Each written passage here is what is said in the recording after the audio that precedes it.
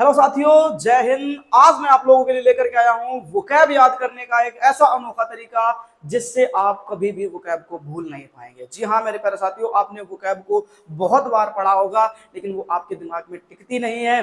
क्यों? क्योंकि आपने कोई एक ऐसा अप्रोच ही नहीं लगाया जिसमें आपको एक वो लंबे समय तक आपके दिमाग में बनी रहे। और आपको ये बात अच्छी तरीके से पता होगी मेरे भाई कि अगर आप एसएससी के किसी भी एग्जाम की तैयारी कर रहे हैं और जिसमें अंग्रेजी आती है तो उसमें वोकैब का वेटेज बहुत ही ज्यादा रहता है मेरे भाई। ये बात आप ध्यान रखना कि वोकैबुलरी जो है ना उसे बहुत ही ज्यादा संख्या में आपसे पूछी जाती है, ठीक। और उसको याद रख पाना और उसको वहां पर लिख पाना, क्वेश्चन बना पाना मेरे भाई बहुत ही कठिन काम हो जाता है, ठीक। क्योंकि वोकैब को याद रखना अपने आप में बहुत ही टफ काम है। और आज मैं आप लोगों को एक ऐसे तरीके से वोकैब को सिखाने वाला हूं जिससे यकीन मानिए कि आप वोकैब आसानी से याद रख पाएंगे और एक लंबे समय तक याद रख पाएंगे। और अगर आपने उसका रिवीजन 10-15 दिन में कर लिया तो यकीन मानो मेरे भाई वो आपके लिए परमानेंट हो जाएगी। कभी भी आप वोकैब को भूल नहीं पाओगे, ठीक है ना मेरे भाई। तो चलिए शुरू करते हैं और देखिए जरा ध्यान से यहाँ पर क्या vocabulary batch for all SSC exams, यानी जितने भी एसएससी के एग्जाम हैं, जिन जिन एग्जाम में अंग्रेजी आती है मेरे भाई, ध्यान रखना उन सभी के लिए ये बैच आप लोगों के लिए बहुत ही ज्यादा इंपॉर्टेंट होने वाला है।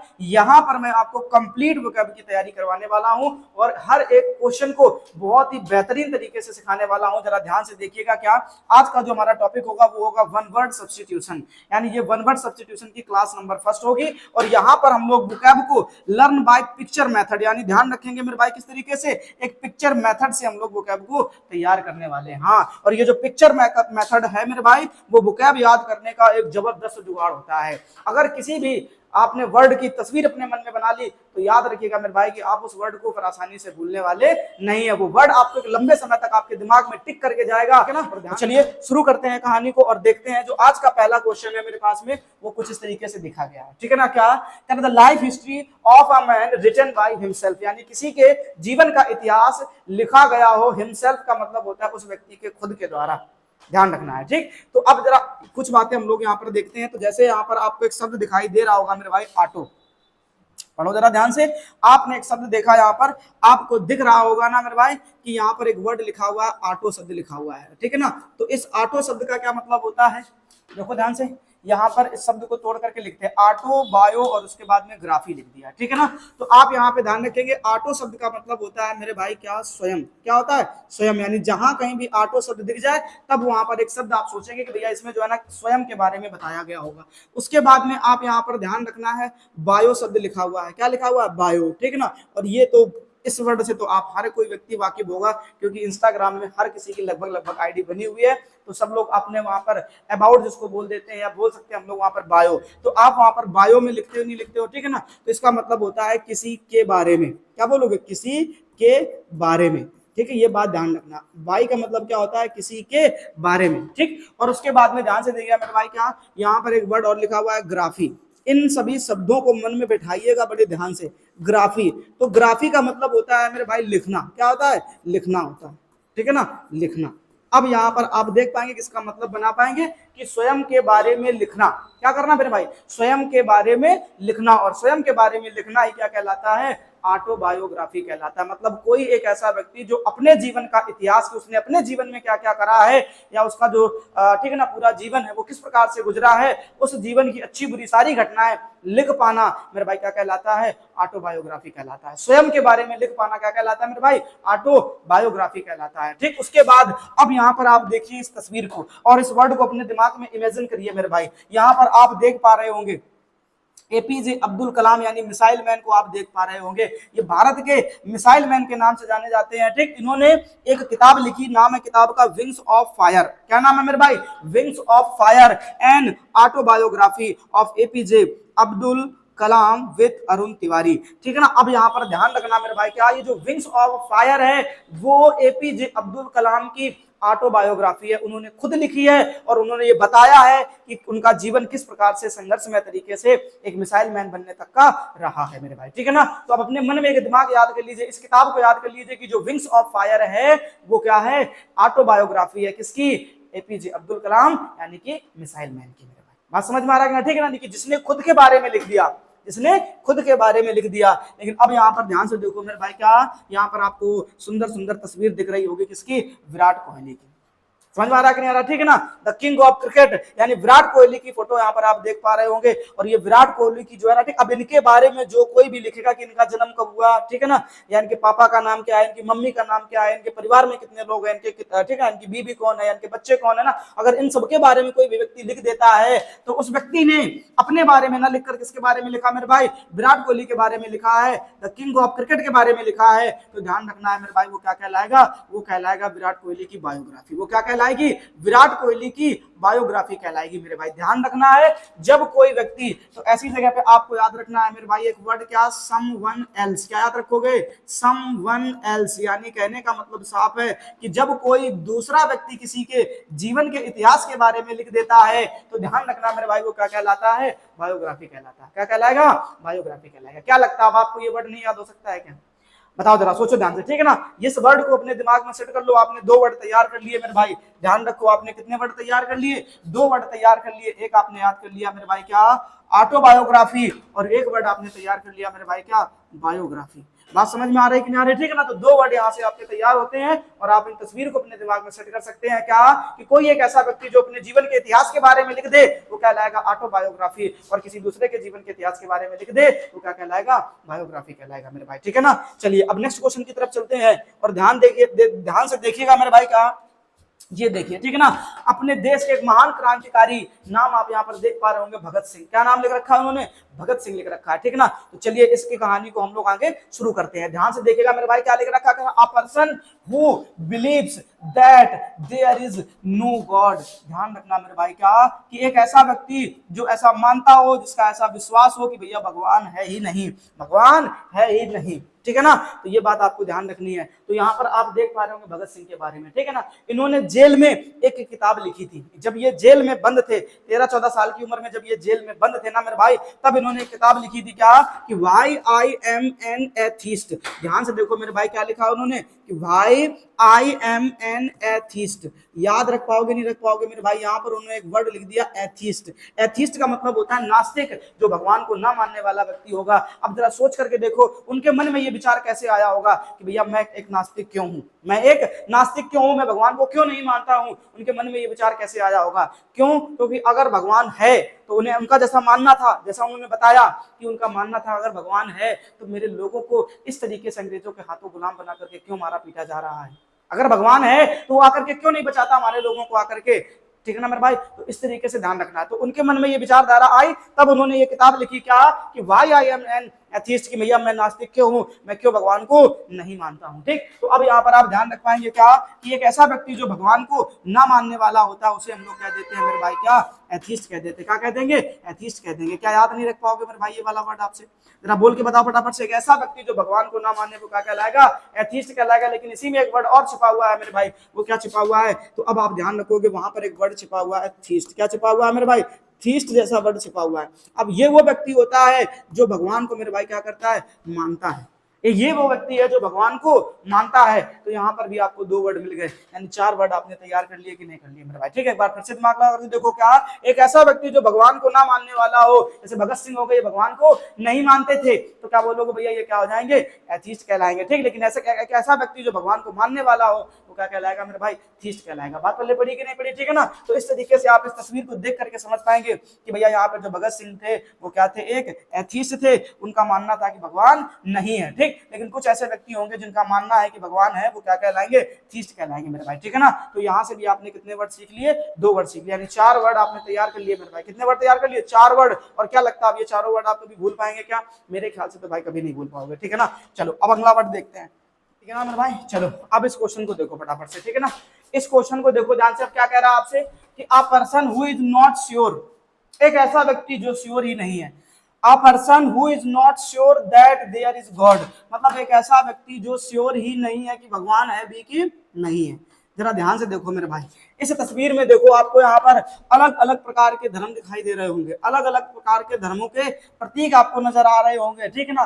लेकिन ये व्यक्ति अभी भी डाउट में है, ये व्यक्ति अभी भी डाउट में है, सोच रहा है कि भगवान है कि नहीं है, मुझे क्या पता। देखो ध्यान से, इसके दिमाग में अभी भी मेरे भाई क्वेश्चन मार्क लगा हुआ है। ये वही व्यक्ति है मेरे भाई, अगर आपने मूवी देखी हो पीके, ध्यान दिया है कि नहीं दिया मेरे भाई, ठीक है ना। पीके में आपने आमिर खान को देखा होगा कि वो जो है ना, वो हमेशा कभी इधर धर्म की तरफ, कभी उस धर्म की तरफ, कभी इस धर्म का कपड़े पहन ले, कभी उस धर्म के कपड़े पहन ले, मतलब उसको ये पता ही नहीं है कि भगवान है भी कि नहीं है, उसको जैसा लोग दिखा देते हैं वैसा मान लेता है। बात समझ रहे नहीं समझ रहे मेरे भाई, ठीक है ना। तो ध्यान रखना, एक ऐसा व्यक्ति जो भगवान को मानने वाला होता है वो क्या कहलाता है, थीस्ट। एक ऐसा व्यक्ति जो भगवान को ना मानने वाला होता है वो कहलाता है एथीस्ट। लेकिन एक ऐसा व्यक्ति जो भगवान पे भरोसा ही ना करे और ये जान भी ना पाए कि भगवान है भी कि नहीं है, तो ध्यान रखना मेरे भाई, ऐसे व्यक्ति को हम लोग बोल देते हैं एग्नोस्टिक। क्या बोल देते हैं मेरे भाई, एग्नोस्टिक बोल देते हैं। मतलब एक ऐसा व्यक्ति जिसको ये पता ही ना हो कि धरती में भगवान है भी कि नहीं है, तो उसे हम लोग क्या कह देते हैं, एग्नोस्टिक। मतलब एक तो ऐसा होता है जो मानता है, एक ऐसा होता है जो नहीं मानता, लेकिन ये ऐसा है जो कहता पता ही नहीं है कि नहीं है। ये कहता है क्या कि मुझे पता नहीं है कि है कि नहीं है। ध्यान रखना मेरे भाई, धरती में तीनों प्रकार के लोग पाए जाते हैं, धरती में तीनों प्रकार के लोग पाए जाते हैं, ये बात ध्यान रखना। अब नेक्स्ट वर्ड को देखो ध्यान से, यहां पर आपको मूवी याद आ रही होगी, नहीं याद आ रही है, ध्यान से देखो मेरे भाई। इस तस्वीर को देख करके आपके मन में एक पिक्चर बन गई होगी और वो मूवी का नाम भी याद आ गया होगा। क्रिस देखी कि नहीं देखी मेरे भाई, है ना, क्रिस, बोलो फटाफट, है ना, दूर खड़ी शर्माए, गाना देखा नहीं देखा आपने, ठीक है ना। तो ये क्रिस मूवी का है, किस मूवी का पिक्चर दिख रहा है आपको, क्रिस मूवी का पिक्चर दिख रहा है। अब अगर आपको याद आ रहा हो, जो विलन यानी जो काल होता है वो क्या करता है, अपने ब्लड से एक वायरस बनाता है कि नहीं बनाता मेरे भाई, ठीक है ना। और उस वायरस को क्या कर देता है, पानी के जरिए सभी के सभी लोगों में फैला देता है, ठीक है ना। और उसको, उस वायरस के संपर्क में आते ही लोग बुरी तरीके से बीमार पड़ने लग जाते हैं, मरने लग जाते हैं, ठीक है ना।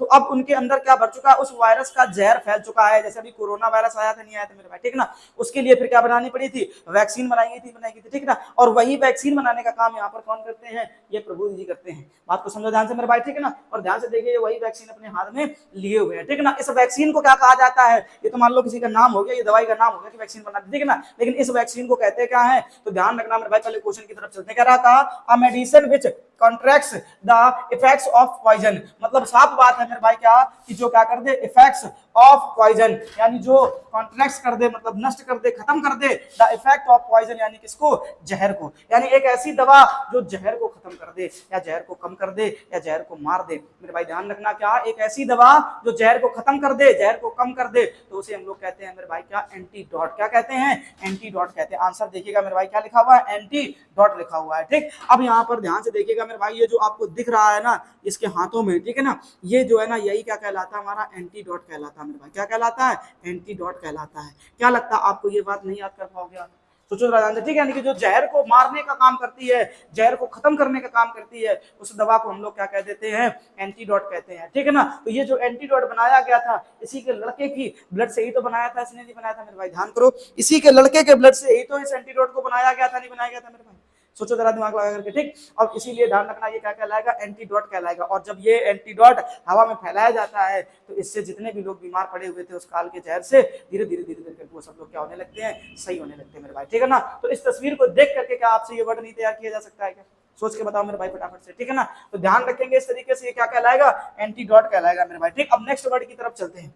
अब ध्यान से देखिए बेटा, ये भी उसी का मिलता जुलता वर्ड है, ये भी उसी तरीके से मिलता जुलता वर्ड है। तो ध्यान रखना मेरे भाई, क्या कि अ मेडिसिन व्हिच प्रिवेंट्स इन्फेक्शन। अब यहाँ पर प्रिवेंट्स का मतलब होता है मेरे भाई रोक देना, इन्फेक्शन का मतलब होता है सड़न या गलन को, बाय किलिंग जर्म्स, यानी क्या करने वाले, जर्म्स का मतलब होता है मेरे भाई कीटाणुओं से, ठीक है। यानी जो कीटाणुओं से फैलने वाले क्या होते हैं, ठीक है ना। जो मतलब आपने देखा होगा अक्सर किसी को घाव लग जाए मान लो, ठीक है ना, और उसमें अगर कीड़े आकर के बैठ जाए, तो ध्यान रखना वो घाव फिर कभी सही नहीं होता मेरे भाई, धीरे धीरे वो क्या करने लगता है, बढ़ने लगता है, ठीक। तो ऐसी जब कभी भी आपको चोट लगी है, मतलब कोई घाव हो गया है चोट लग करके, तो जब आप किसी डॉक्टर के पास में जाते हैं ड्रेसिंग करवाने के लिए, तब वो ड्रेसिंग करने से पहले क्या करता है, उस घाव को इस प्रकार के डिटॉल से या हो सकता है हाइड्रोजन से क्या करता है, धुलता है। समझना बात को ध्यान दे, ठीक है ना। तो यही वो किस लिए धुलता है, ताकि इसके अंदर जो जर्म्स हो चुके भर चुके हैं, ठीक है, जिनसे जो फैलने वाली सड़न या जो गलन है, उसको कम से कम क्या किया जा सके, प्रिवेंट किया जा सके, रोका जा सके, ठीक है ना मेरे भाई। तो ध्यान रखना है, ऐसी दवा को, ऐसे लिक्विड को हम लोग कहते हैं मेरे भाई क्या, एंटीसेप्टिक। क्या बोल देते हैं मेरे भाई, एंटीसेप्टिक कह देते हैं। बात पहले पड़ी कि नहीं पड़ी, ध्यान रखना इस बात को, क्या कि अगर अभी आपने एक वर्ड पढ़ा मेरे भाई, क्या, एंटीडॉट। क्या पढ़ा, एंटीडॉट पढ़ा मेरे भाई, ठीक है ना। अब अभी थोड़ी देर पहले आपने एक वर्ड पढ़ा एंटीडॉट।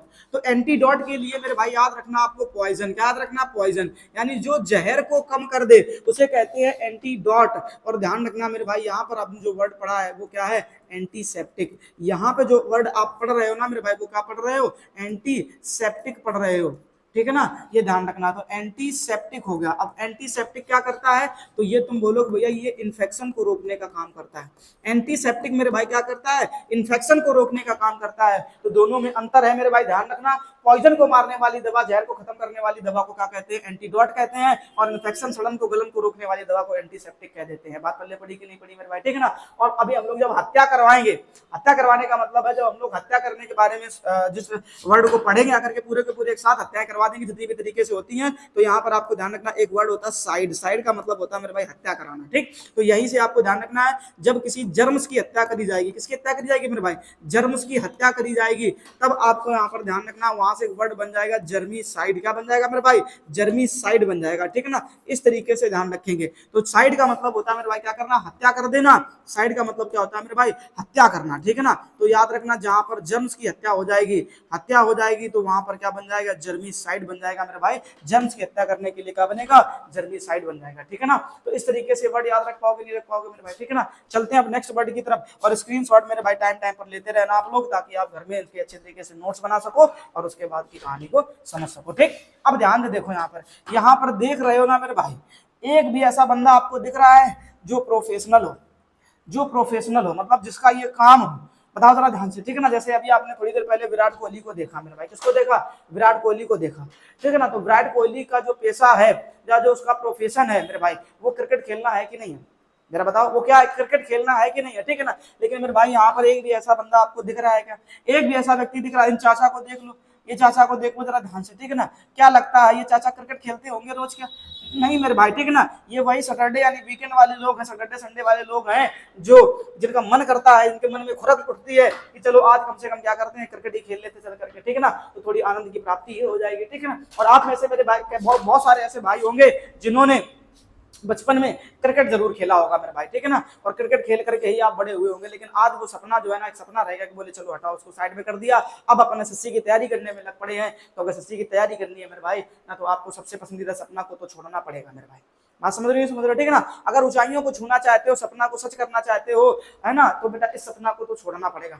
इस सपना को छोड़ करके, इस सपना को छोड़े बिना आप कभी आगे नहीं बढ़ सकते मेरे भाई। तो यहाँ से देखो, ठीक ना, तो ये वही सभी के सभी लोग दिख रहे हैं मेरे भाई, क्या जो सैटरडे संडे को, ठीक ना, पूरा, ठीक ना, पूरे हफ्ते काम करते हैं और बोले चलो आज सैटरडे है, छुट्टी है, संडे है, छुट्टी है, चलो क्या करते हैं, चल करके मैच खेल करके थोड़ा आनंद की प्राप्ति करते हैं। कहने का मतलब साफ है कि ये उस प्रकार के लोग हैं जो अपने प्रोफेशन की तरीके से, प्रोफेशन के तौर पर क्रिकेट नहीं खेल रहे हैं, ये केवल और केवल क्या करने के लिए, आनंद की प्राप्ति के लिए क्रिकेट खेलने आए हैं, ठीक है ना। तो अब यहाँ पर वर्ड को पढ़ो, क्या कह रहा है बेटा, अ person who does something not professionally, मतलब एक ऐसा व्यक्ति, हु डज समथिंग, जो कुछ ना कुछ काम करता हो, नॉट प्रोफेशनली, मतलब जो एक प्रोफेशन के तौर पर, एक पेशे के तौर पर ना करता हो, बट फॉर प्लीजर, किसके लिए करता हो, आनंद के लिए करता हो मेरे भाई, किसके लिए करता हो, आनंद के लिए करता हो, यानी आनंद की प्राप्ति के लिए किया जाने वाला काम क्या कहलाता है मेरे भाई, अमेचर कहलाता है। क्या कहलाता है मेरे भाई, अमेचर कहलाता है, ठीक है ना। तो इस वर्ड को आप याद रख पाएंगे कि नहीं रख पाएंगे, ठीक है ना, कि एक ऐसा व्यक्ति जो किसके लिए, अपने अमेचर के लिए, अपने आनंद की प्राप्ति के लिए कोई काम करता हो, प्रोफेशन के तौर पर कोई काम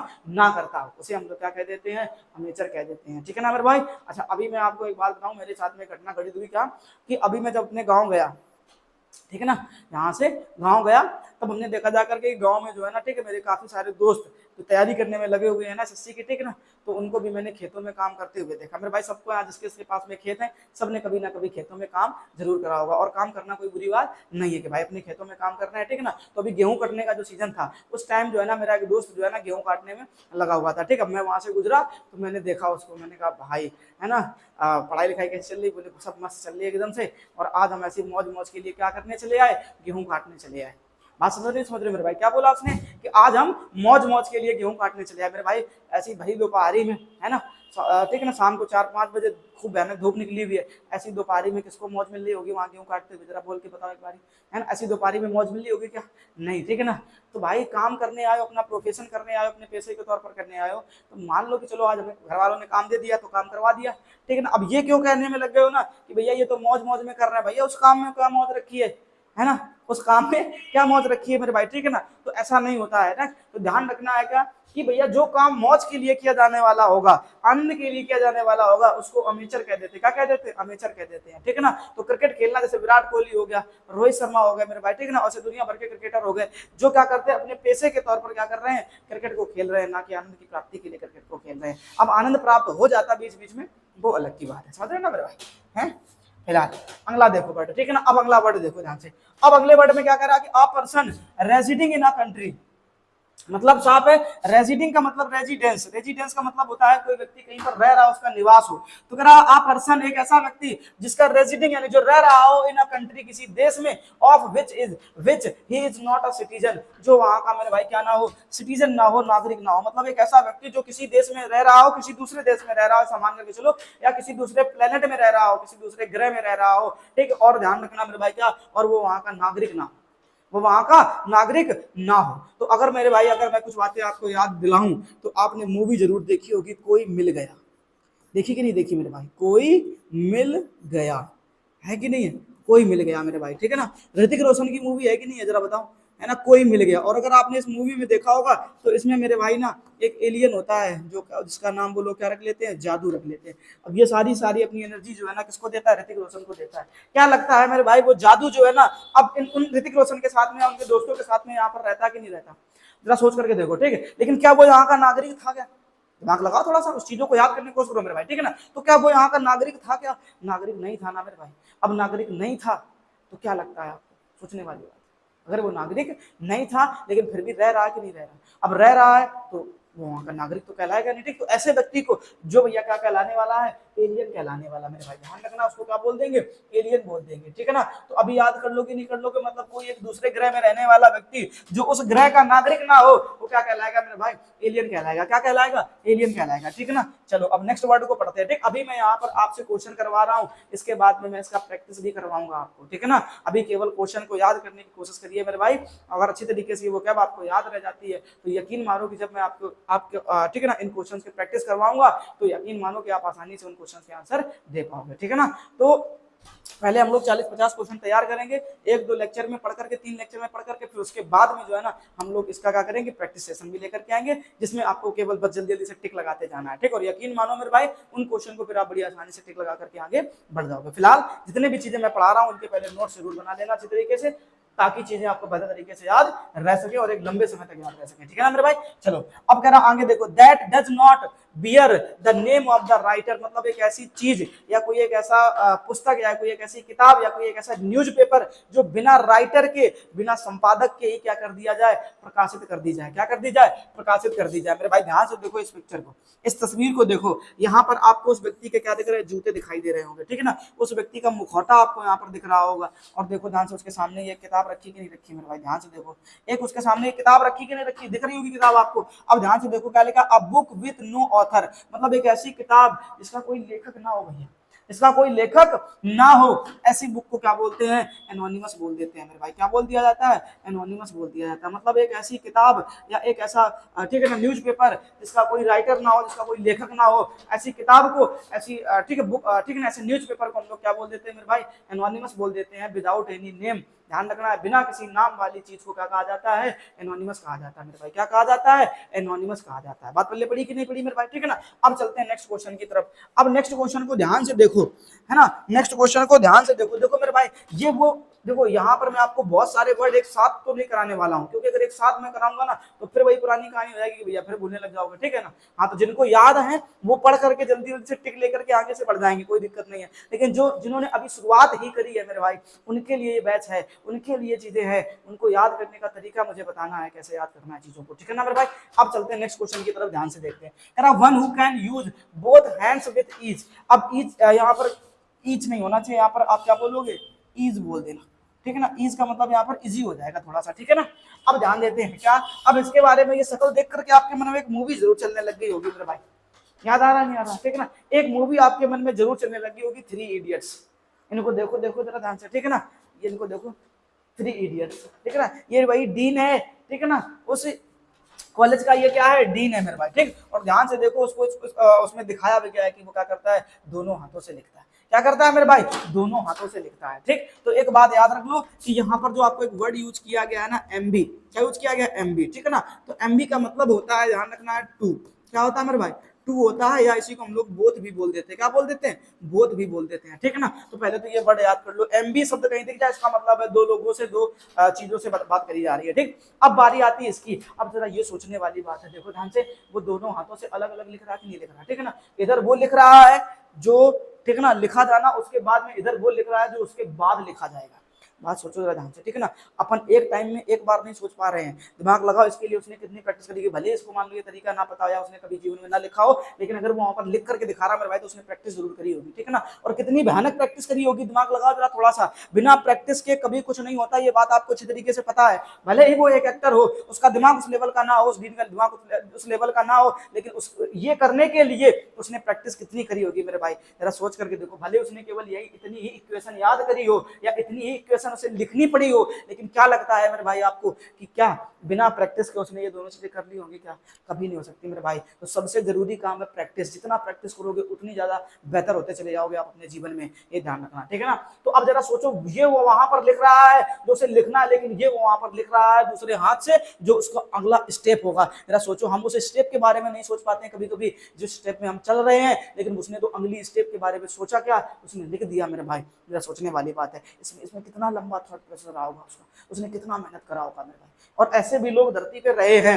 अब जरा सोचो उन लोगों के बारे में। ये तो मान लो एक अभिनेता हो गए, इन्होंने मान लो उसका क्या कर दिया, ठीक है ना, एक्टर थे तो उन्होंने एक्टिंग करके इस काम को आगे बढ़ गए। लेकिन एक बार सोच करके देखो, ऐसे लोग अगर धरती में रहे होंगे तो वो किस लेवल के लोग रहे होंगे, सोचने वाली बात है मेरे भाई। इस प्रकार के जो लोग रहे होंगे, उनका दिमाग कितना हाई लेवल का रहा होगा कि वो दोनों हाथों से लिख रहे हैं। पहले वो लिख रहे हैं जो उनको लिखना है, लेकिन अगले हाथ से सेम टाइम में अगले हाथ से जो है ना, वो लोग वो लिख रहे हैं जो नेक्स्ट स्टेप होने वाली है उस शब्द की। बात को समझो जरा मेरे भाई ध्यान से, कि कितना तगड़ा उनका माइंड होगा, कितना उनका तगड़ा थॉट प्रोसेस होगा, कितनी तगड़ी कहानी होगी उनकी। जरा सोचने वाली बात है मेरे भाई। ठीक, तो अब यहाँ पर ध्यान रखोगे कि देखो वो दोनों हाथों से लिखने में लगा हुआ है, ठीक है ना। भले ही इसका मौज लिया गया हो इस मूवी में, लेकिन मेरे भाई इस मूवी ने बहुत कुछ सिखाया है लोगों को। ठीक, फिलहाल अब ध्यान से देखो, यहाँ पर आपको याद रखना, एम्बी डेक्स्ट्रस। क्या बोल दोगे, एम्बी डेक्स्ट्रस बोल देंगे। ठीक, मतलब एक ऐसा व्यक्ति जो अपने दोनों हाथों को सेम टाइम में यूज कर ले। अच्छा, दोनों हाथों को यूज करने का मतलब अभी बोले ना, कुछ लोग सोचेंगे हमने एक इस हाथ में बाल्टी पकड़ी, एक इस हाथ में बाल्टी पकड़ी,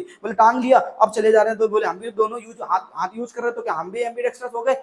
बेवकूफ हो यार तुम एम्बी डेक्स्ट्रस नहीं हो गए, समझ में आ रहा है ना, ठीक है ना। अब आपने दोनों हाथ यूज कर लिया, ठीक, बोले एक में इधर से एक ईंट को पकड़ा, एक हाथ में इधर से ईंट को पकड़ा, और दोनों ईंटों को लेकर के चले जा रहे हो। बोले सर जी हम भी तो, बोले भैया हम भी तो दोनों हाथों को यूज कर रहे हैं, तो क्या हम भी एम्बीडेक्स्ट्रस हो गए क्या? नहीं भाई, अभी भी आप मूर्ख हो, बात को समझो, एम्बीडेक्स्ट्रस नहीं हो, ठीक है ना। तो एम्बीडेक्स्ट्रस मेरे भाई उसको कहते हैं जो दोनों हाथों से आसानी से उन स्टेप्स को लिख ले जो आगे आने वाली भी स्टेप्स हैं मेरे भाई, ठीक है ना। तो उसको कहते हैं हम लोग क्या, एम्बीडेक्स्ट्रस कह देते हैं। क्या कह देते हैं मेरे भाई, एम्बीडेक्स्ट्रस कह देते हैं। बात पहले पढ़ी कि नहीं पढ़ी? तो क्या वर्ड नहीं याद कर सकते हो क्या, ठीक है ना। चलो अब नेक्स्ट वर्ड की तरफ चलते हैं। अब नेक्स्ट वर्ड देखो ध्यान से, ये एक प्यारा सा वर्ड दिख रहा है, देखो यहाँ पर आपको कितने भयानक लोग दिख रहे हैं कि नहीं दिख रहे हैं, ठीक है ना। अब समझना, तो लिखा है क्या, absence of law and order. Law and order का मतलब क्या होता है मेरे भाई, तो ध्यान रखना, कानून व्यवस्था। लॉ एंड ऑर्डर का मतलब क्या होता है मेरे भाई, कानून व्यवस्था। तो जहां पर कानून व्यवस्था ना हो, मतलब एक ऐसा देश या कोई एक ऐसी जगह या कोई एक ऐसा राज्य जहां पर मेरे भाई कानून व्यवस्था ना हो, तो क्या लगता है वहां के लोग मानने से रहेंगे क्या?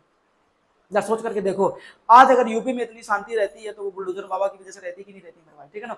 लोग दिन दहाड़े कुछ भी करके चले जाते थे, बात को समझो ध्यान से, ठीक है ना। लेकिन आज कुछ भी करने से डरते हैं कि नहीं डरते? क्यों? क्योंकि उनको पता है कि बाबा का बुलडोजर तैयार खड़ा है, पता नहीं किस दिन आकर के चल जाए हमारे ऊपर।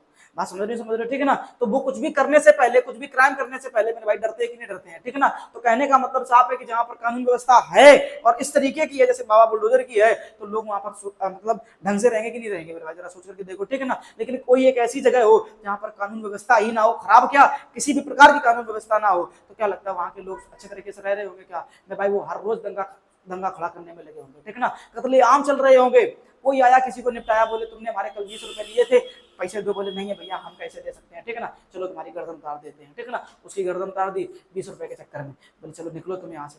बात समझ में आ रहा है, ठीक है ना। तो ऐसी छोटी छोटी गलतियां, ऐसी छोटे छोटे चीजों की वजह से ना बड़े बड़े कांड हो रहे होते अगर लॉ एंड ऑर्डर ना होता। अगर यहाँ पे जैसे आपने यूपी की बातचीत करें, तो अगर थोड़ा सा भी लॉ एंड ऑर्डर मेरे भाई खराब है, तब भी लोग इतनी बुरी तरीके से उपद्रव मचा देते हैं कि आसान, पता नहीं, मतलब अजीब लगता है देख देख करके, समझ रहे हो ना। लेकिन अगर वहीं इतने भयानक लॉ एंड ऑर्डर हैं, जिस प्रकार से बाबा बुलडोजर चला रहे हैं, ठीक है ना, तो उस तरीके जरा सोच करके देखिए, लोग बड़ी शांति सुकून से रह रहे हैं कि नहीं रह रहे होंगे, ठीक है ना। क्राइम करने से पहले डर रहे कि नहीं डर रहे मेरे भाई, ठीक। तो ध्यान रखना, ऐसी जगह जहां पर नियम या कानून ही नहीं होते हैं, उसको हम लोग एनार्की बोलते हैं मेरे भाई। क्या बोल देते हैं? एनार्की बोल देते हैं। एनार्की का मतलब होता है अराजकता, मतलब यहाँ पर लोग अराजकता फैलाने में लगे हुए हैं, ठीक। और जो अराजकता फैलाने वाले लोग होते हैं, यहीं से मेरे भाई एक वर्ड याद कर लेना है, यहीं से आपको एक वर्ड याद कर लेना है कि जो लोग अराजकता फैलाने वाले लोग होते हैं, उन्हें एनार्किस्ट कह देते हैं। क्या कह देते हैं मेरे भाई? एनार्किस्ट कह देते हैं। तो जहां पर मेरे भाई आईएसटी दिख जाता है, वो एक पर्सन के बारे में बताता है, वो किसी ना किसी पर्सन के बारे में बताता है। मतलब जहां कहीं भी आपको लास्ट में एक वर्ड जुड़ा मिल जाए, मतलब क्या आईएसटी वर्ड जुड़ा मिल जाए, तो यकीन मानना मेरे भाई क्या कि वो जो वर्ड है वो किस लिए आया होगा, तो वो आया होगा किसी ना किसी पर्सन के लिए। किसके लिए आया होगा मेरे भाई? पर्सन के लिए आया होगा, ठीक है ना। तो इस तरीके से आप याद रखेंगे, हम छोटे छोटे वीडियो बना करके चीजें आपको समझाएंगे बेहतर तरीके से। तो आज के लेक्चर में केवल मेरे भाई इतने ही रखते हैं हम लोग ने, क्योंकि 10 क्वेश्चन हो चुके हमारे। अब 10 का मतलब है कि आपने लगभग 15 से 20 वर्ड अच्छी तरीके से तैयार कर लिए, और ये आप कभी भूलने वाले नहीं हो, यकीन मानो। एक बार आप इन चीजों को दोबारा फिर से देख लेना और आराम से आपको सारी चीजें याद हो जाएंगी, ठीक है ना मेरे भाई। तो आज के लेक्चर में केवल इतना ही रखते हैं, हम लोग नेक्स्ट लेक्चर में नेक्स्ट क्वेश्चन के साथ में मिलेंगे। तब तक के लिए जय हिंद, राधे राधे, जय श्री कृष्ण।